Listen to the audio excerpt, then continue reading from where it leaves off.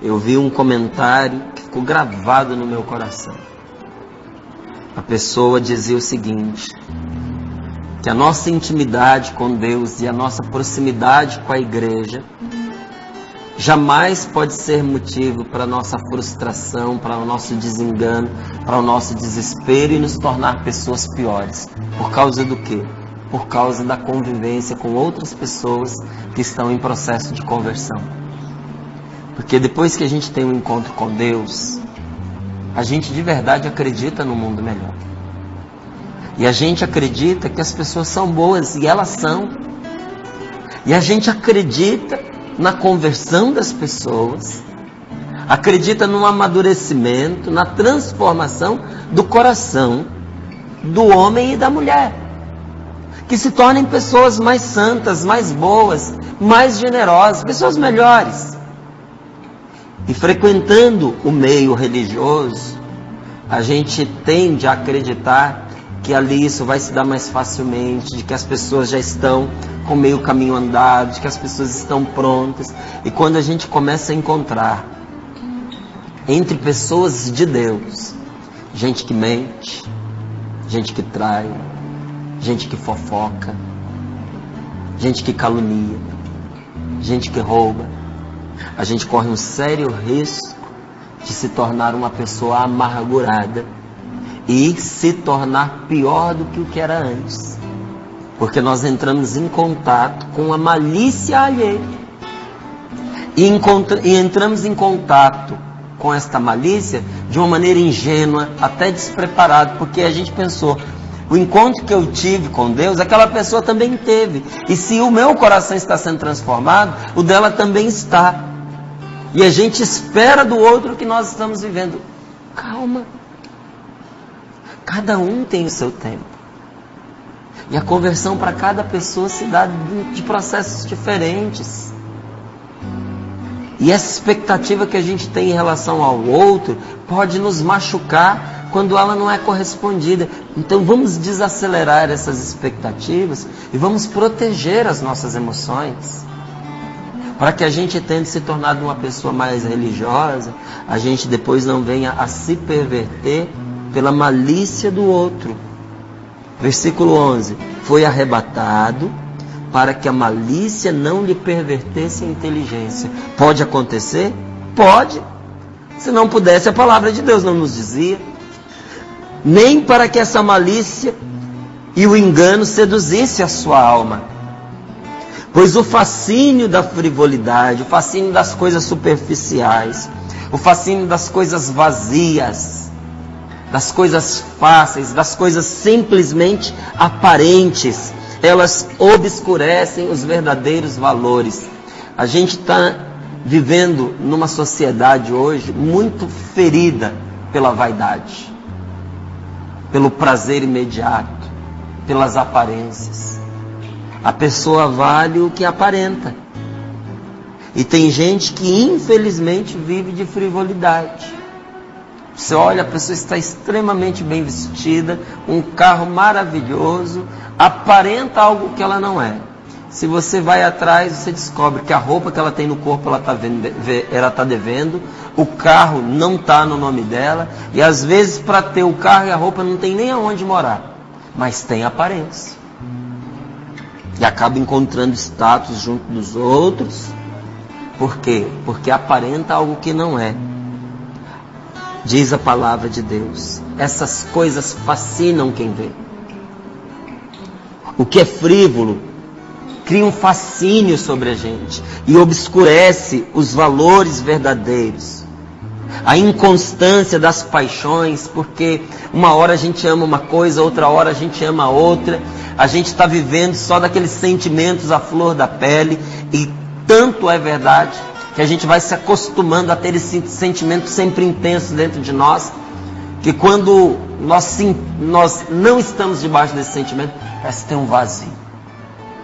Daqui a pouco estamos nós em busca da próxima emoção. Veja, a inconstância dessas paixões que pingam aqui, que pingam ali, transtorna a mente da pessoa, mesmo a mente da pessoa que não é maliciosa. O cuidado de Deus está sobre a pessoa santa, sobre a pessoa boa, sobre a pessoa justa. E não é que Deus antecipa a morte da pessoa, mas Deus que a criou e a conhece, sabe o momento exato de pôr a sua mão sobre a vida dela. Deus sabe o momento certo de colher aquele fruto que pende da árvore. Porque todo fruto tem o seu tempo certo. Se você o colhe antes do tempo, ele é verde, não serve para nada. Se você o colhe depois do tempo, ele já apodreceu. Também não tem muita valia. Quem é que sabe o momento certo da nossa partida? O Senhor sabe. O Senhor cuida de nós. Tendo alcançado, versículo 13, em pouco tempo a perfeição, completou uma longa carreira. O tempo foi curto, mas foi perfeito. A pessoa atingiu o objetivo da sua vida. Completou a sua carreira. Sua alma era agradável ao Senhor, que por isso apressou-se em tirá-lo do meio da maldade. As pessoas veem isso e não compreendem. Elas veem e não refletem em seu coração que a graça e a misericórdia de Deus são para os eleitos do Senhor. Que Deus intervém em favor dos seus santos. Deus intervém em favor de quem Ele ama. Deus ama você. E hoje essa intervenção é em seu favor. O homem de Deus encontra descanso no Senhor, mesmo em meio às lutas. Mesmo quando a sombra da morte o cerca. Não é o que diz o versículo 7? O justo, porém, ainda que morra prematuramente, encontrará descanso. Ainda que morra, quer dizer, no mais extremo das situações. Na situação mais limite. Quando o sofrimento foi tal que levou à morte, ainda assim ele encontrará descanso. Quer dizer o quê? Que toda situação menor do que a morte, para o homem bom, também leva ao descanso, porque Deus está com ele. Santo Agostinho, ele fazia uma pergunta: de que me adianta viver bem se eu não posso viver para sempre? E esta palavra está nos fazendo também uma pergunta: de que vale viver muito se a vida não for boa? É o contrário, né? Santo Agostinho dizia: de que vale eu ser bom se eu não vou viver para sempre? E a palavra está nos perguntando: de que vale você viver muito se a sua vida não prestar? Se a sua vida não for boa, se ela for um mar de tristezas, de tristeza que vem com o pecado. Olha o que diz a palavra de Deus, que a bondade ela eterniza os anos. Uma pessoa boa é uma pessoa eterna. É a sabedoria que vem da bondade que faz a vida valer a pena. Uma vida gostosa, gente, é uma vida boa. Não é uma vida boa daquela do bom vivant, do camarada que não faz nada, que só quer curtir. É uma vida boa por ser uma vida generosa. Por ser uma vida voltada para o bem. Essa vida é saborosa. Essa vida vale a pena. Essa vida faz a gente ter até uma outra perspectiva da morte. Você viu que essa tomada aqui traz uma outra perspectiva da morte? E diz a palavra de Deus que o homem sábio entende isso. O homem sábio entende e ele não quer mudar a sua situação, como dessa amiga minha que eu falei para você. Ele não quer mudar a sua situação porque ele sabe que é possível cumprir a lei de Deus, a lei do amor, em qualquer situação. Doente ou saudável, na alegria ou na tristeza, na saúde ou na doença, na riqueza ou na pobreza, nós podemos servir a Deus em qualquer situação. E o homem cheio do Espírito Santo, ele procura tudo isso dentro de si e não fora. Ele procura dentro do seu coração as respostas para essas questões. Enquanto a pessoa insensata, ela se desespera, ela se dispersa, buscando nos outros a sua segurança, buscando sua segurança em pessoas que passam. Uma vez eu recebi uma cartinha de uma filha que estava muito triste, muito angustiada, porque ela amava demais a sua mãe e a sua mãe tinha ficado cega. Os 2 olhos, ela tinha perdido a visão completamente. Estava completamente cega. E essa filha, ela dizia: minha mãe é uma pessoa muito boa, minha mãe é uma mulher de oração. Eu amo a minha mãe, eu não estou conseguindo suportar ver a minha mãe cega. E foi dizendo todo o sofrimento que ela, como filha, estava padecendo por causa da cegueira da mãe.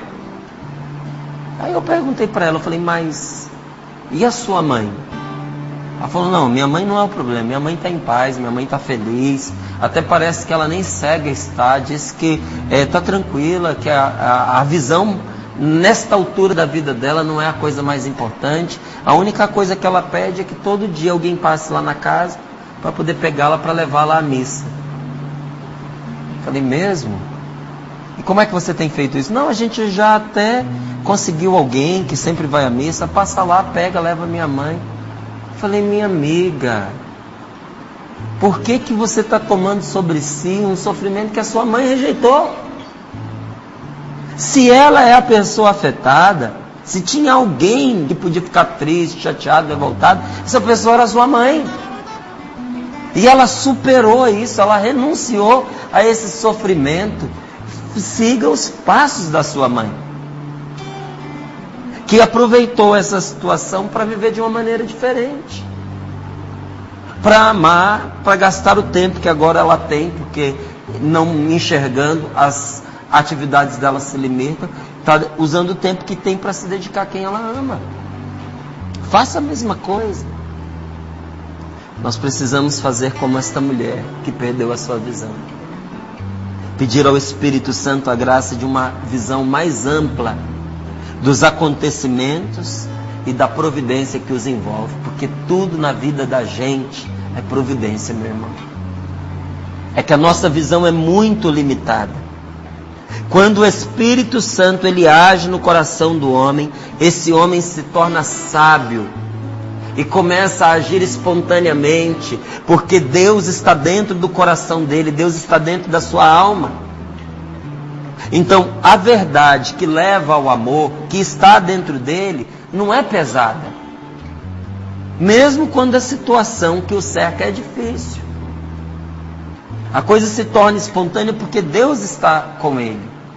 E essa verdade que brota do bem, chega trazida por Deus, mais do que por qualquer esforço humano. É pedir a Deus esta graça, também nós vivemos assim. Quanto mais o ser humano busca suas respostas fora de Deus, mais confuso ele se torna e mais perdido fica. Ainda mais quando se trata do que diz respeito à morte. Tem uma sabedoria oriental que diz assim: você deve tratar os seus pensamentos como você trata você mesmo. E deve tratar os seus desejos como você trata os seus filhos. Como é que você trata a você mesmo? Com cuidado, com respeito. E conversar consigo mesmo é uma coisa importantíssima. Você deve dialogar com os seus pensamentos. Mas e os desejos? Desejo a gente faz como faz com os filhos. A gente educa. Os nossos pensamentos inspirados por Deus, a gente deve nutri-los, para que eles fiquem impressos no mais íntimo da nossa alma. E os desejos, essas aspirações, que muitas vezes se confundem com esta paixão que esta palavra está nos dizendo, precisa ser educado. Os nossos desejos não são maus, mas eles precisam ser educados. Então eu quero concluir esse nosso momento de partilha fazendo uma proposta para você nesse tempo de quaresma. Tente estabelecer dentro do seu coração um silêncio. Tente silenciar dentro do seu interior, em você mesmo. Um silêncio profundo de lábios e de coração. E se você fizer isso, então você vai ouvir como Deus fala. Então você ouvirá como Deus fala e você vai saber cumprir a vontade dele. Porque para cumprir a vontade de Deus, em relação à vida e em relação à morte, em relação ao temor que a gente tem da morte, em relação até às pessoas que a gente perdeu ou que teme perder, nós só vamos ganhar essa segurança a partir de Deus. É preciso escutar a Deus. Quanto mais perturbado uma pessoa fica com as outras, quanto mais uma pessoa fica perturbada com as circunstâncias, e quanto mais essa pessoa se acomoda no desejo de não mudar, mais longe a pessoa fica da verdade. Então vamos pedir a Deus esta graça agora, Senhor, que não haja perturbação na nossa alma, no nosso coração. Meu Deus, que as circunstâncias que trazem consigo até a ameaça da morte não sejam capazes de tirar a nossa paz e de nos afastar de Ti. Nós te pedimos, Senhor, dá-nos esta graça. Dá-nos esta graça, Senhor, de silenciar no nosso coração para ouvir o que o Senhor tem a nos dizer a respeito da vida e não da morte, mas da outra vida. Eu quero ouvir, Senhor, a Tua palavra em relação a esta vida e a vida que vem depois desta. Tira do meu coração todo o medo da morte, Senhor. Tira do meu coração, meu Deus, toda perturbação que esta ideia me traz. E de uma maneira especial peço ao Senhor que tire de você toda revolta, toda amargura pela perda da pessoa amada. Mergulhe na misericórdia de Deus, essas suas lembranças, esses seus sofrimentos, porque isso vai chegar um dia para todos nós. Não será uma desgraça, não será um desastre, mas será a mão generosa de Deus, que percebendo que o tempo chegou, nos colheu no momento propício para nos preservar, para garantir para nós o céu. Bendito seja, Senhor.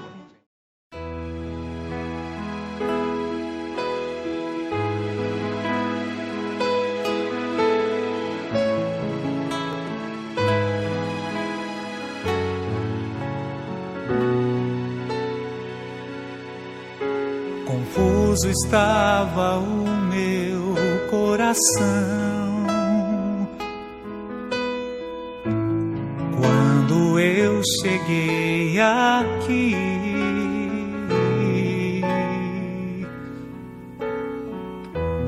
Não estava em sintonia com o Senhor, mas ao desenrolar do dia eu pude perceber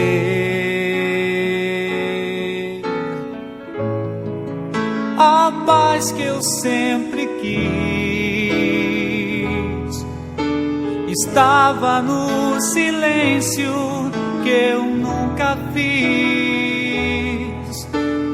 De repente uma brisa mansa abriu meu coração, mergulhei nesse amor.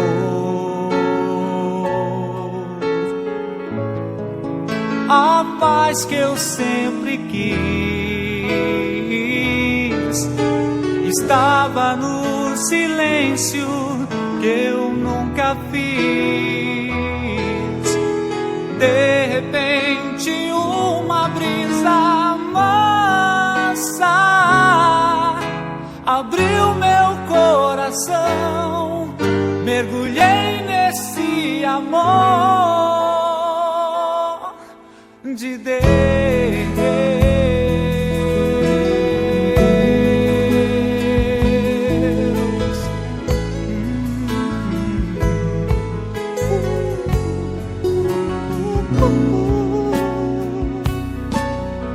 Confuso estava o meu coração quando eu cheguei aqui.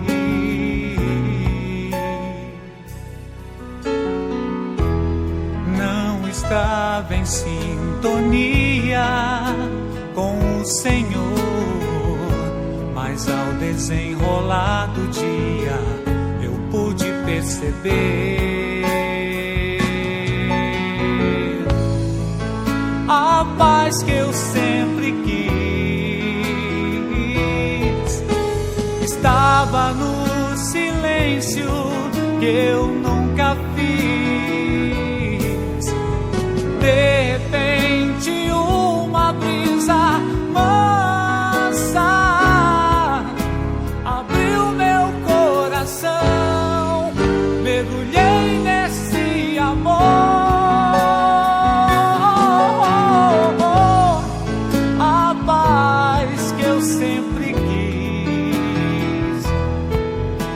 estava no silêncio que eu nunca vi.